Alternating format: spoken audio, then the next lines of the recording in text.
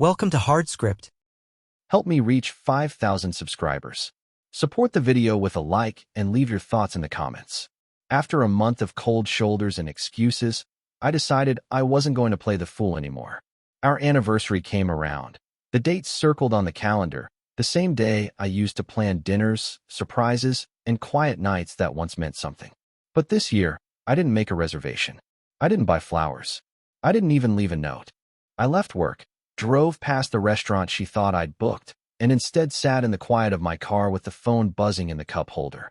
Her name lit up the screen over and over, the word wife, glowing like a warning light I refused to acknowledge. When I finally picked up, her voice was sharp, almost frantic. "Where are you?" she demanded, her anger cutting through the line. I didn't hesitate. I didn't give her a speech or beg for understanding. I said 5 words that ended everything. "I don't celebrate disrespect." Then I hung up. No explanation, no apology, just silence. I didn't go home that night. Instead, I checked into a small hotel on the edge of town. No fancy amenities, no luxury, just 4 walls and a locked door that she didn't have a key to. I stared at the ceiling until morning, thinking about how long I'd been dismissed, brushed aside like a background noise in her life. A month of excuses. A month of not tonight. I'm tired. I've got work tomorrow. But when her friends called, she found the energy. When her coworkers wanted drinks, she laughed and stayed out late. I had become invisible inside my own marriage. The next morning, I moved with precision. My first stop was the bank. I rerouted direct deposits into a new account she didn't know about. I canceled the joint credit card she used like her personal lifeline.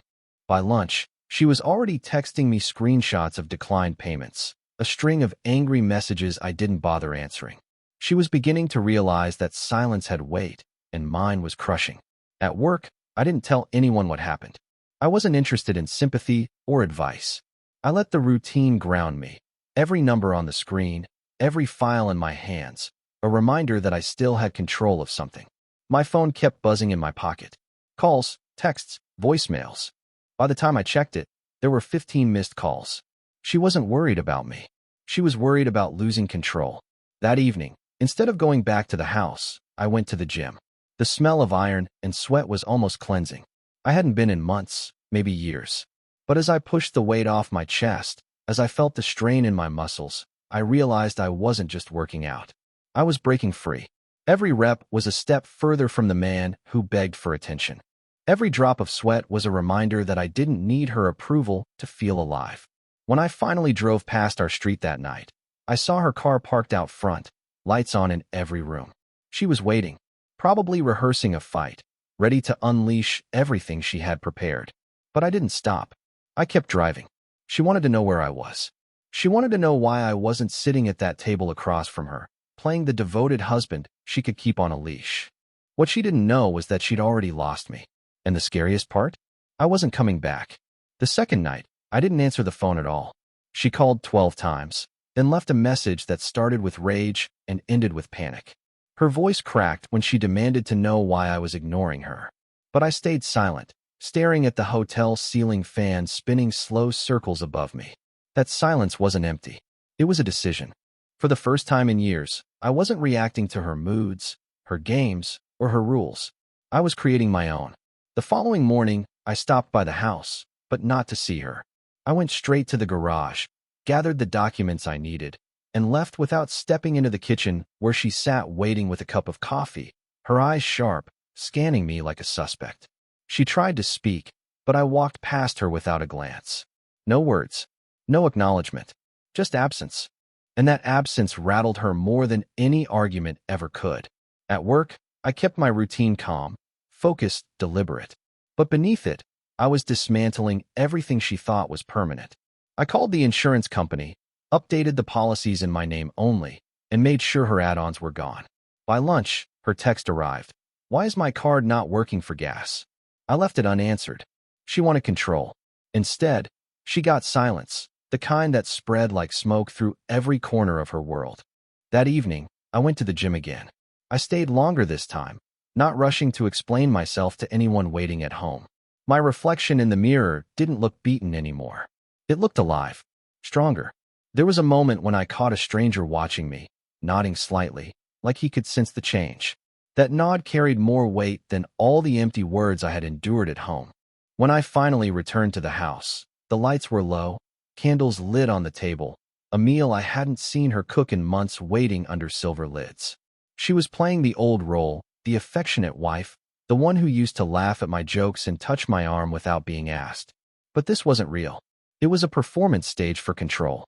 I sat at the table, ate in silence, thanked her without warmth, and walked away.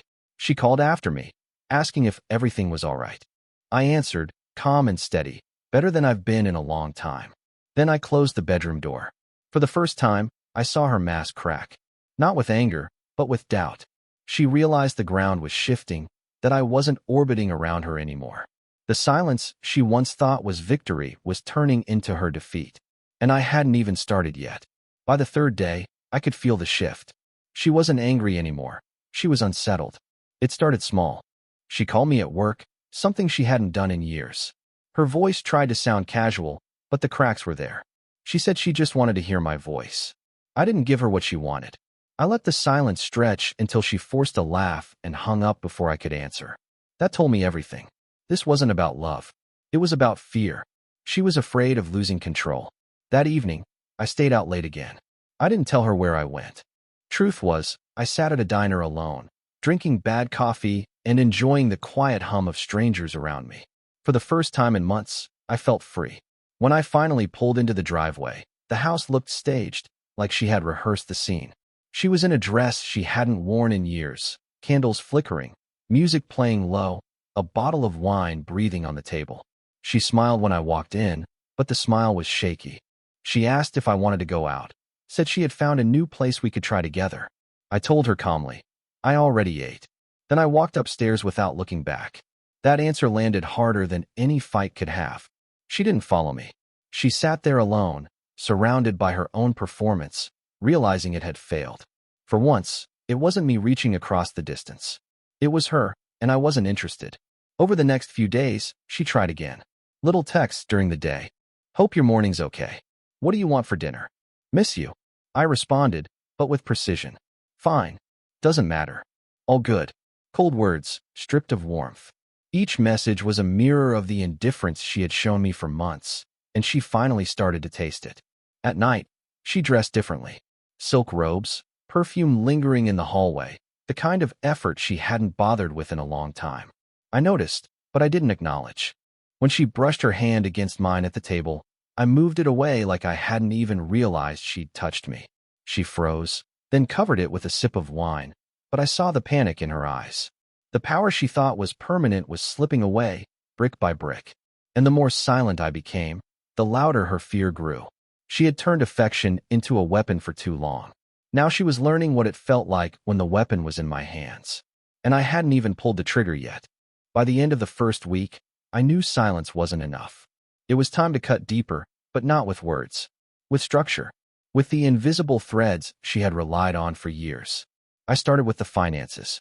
She had never cared about bills, accounts, or due dates.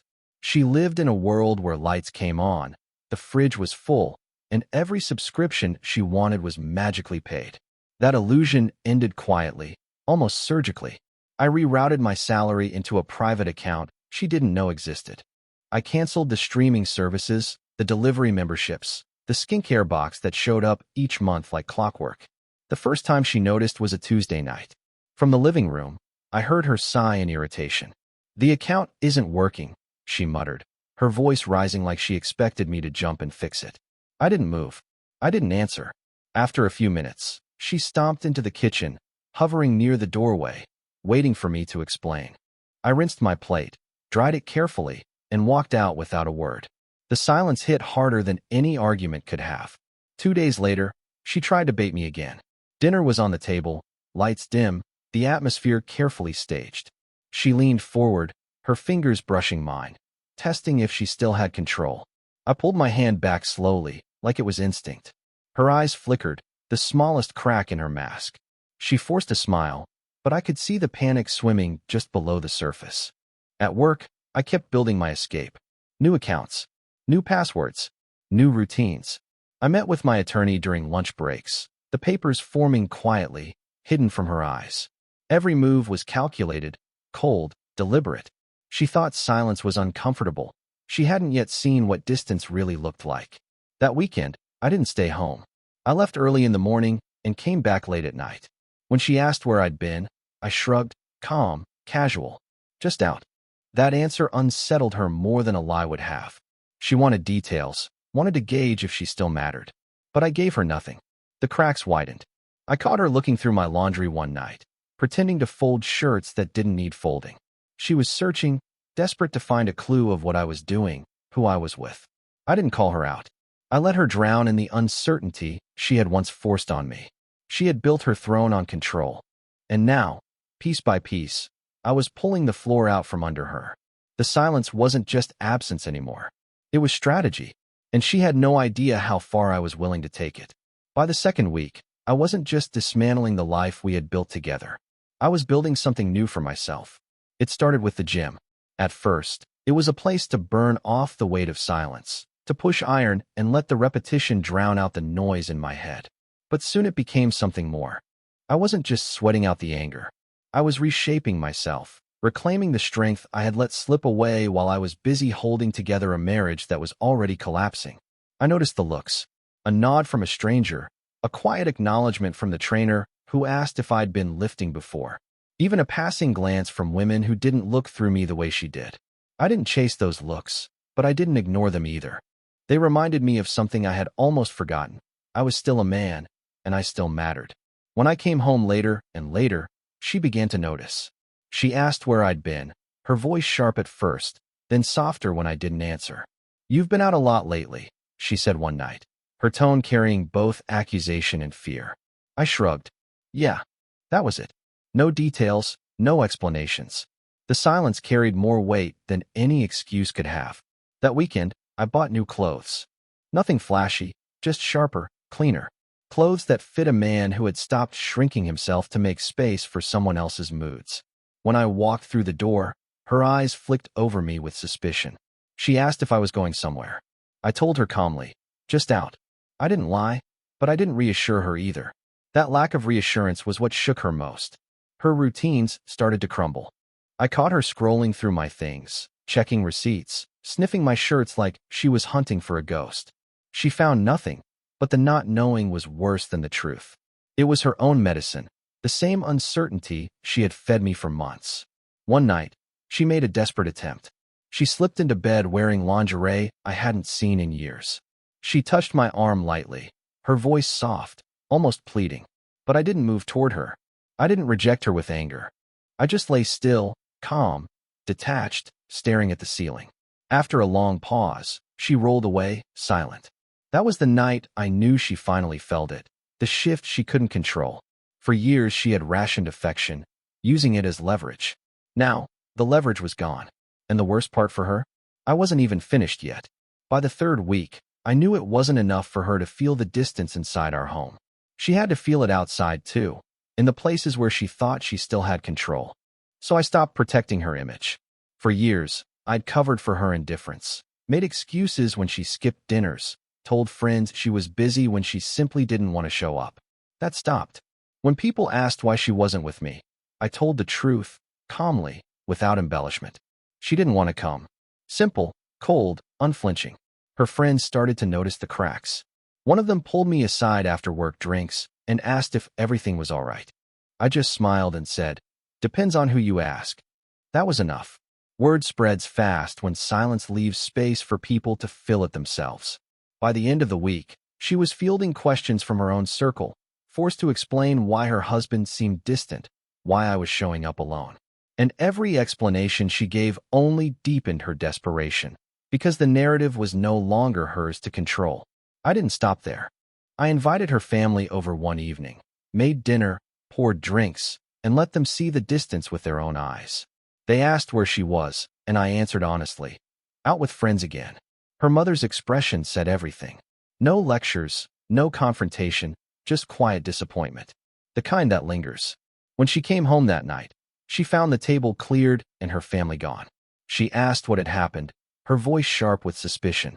I said nothing, just placed the empty wine glasses in the sink and walked away. The silence was louder than any accusation. She started to push harder after that, calling me at work, showing up unannounced, asking pointed questions she never would have dared before. Each time, I kept my answers short, my tone calm, my presence detached. She wanted me angry because anger meant I still cared. But I didn't give her that satisfaction. By now, the people around her were noticing the change. Not my weakness, not my silence, but her unraveling. The woman who once played control like a card game was suddenly fumbling, second-guessing, cornered by the quiet man she thought would never walk away. And the truth was, I hadn't walked away yet. But I was already gone. By the fourth week, my life had already started to transform. I wasn't waiting for her approval or her attention anymore. My days felt different, sharper, like I had finally stepped out of a fog I hadn't realized I was living in. The gym became more than routine, it became ritual. I pushed harder, ran longer, lifted heavier. Every bead of sweat felt like another layer of weakness peeling off me. And people noticed. Coworkers who had barely spoken to me before began striking up conversations. Strangers nodded at me with a quiet respect. Even the cashier at the coffee shop started remembering my order. Small details, but each one reminded me I was alive again. I started reconnecting with old friends too. Not the drinking buddies or casual acquaintances, but the people I had let drift away while I was busy playing the role of the dependable husband. One night, I met an old friend from college for dinner. We laughed about things I hadn't thought about in years. For 2 hours, I wasn't a man trapped in silence. I was myself again. When I walked back into the house that night, I could see the shift in her eyes. She was waiting, dressed up, hair done, as if she had expected me to come home and collapse into her arms like before.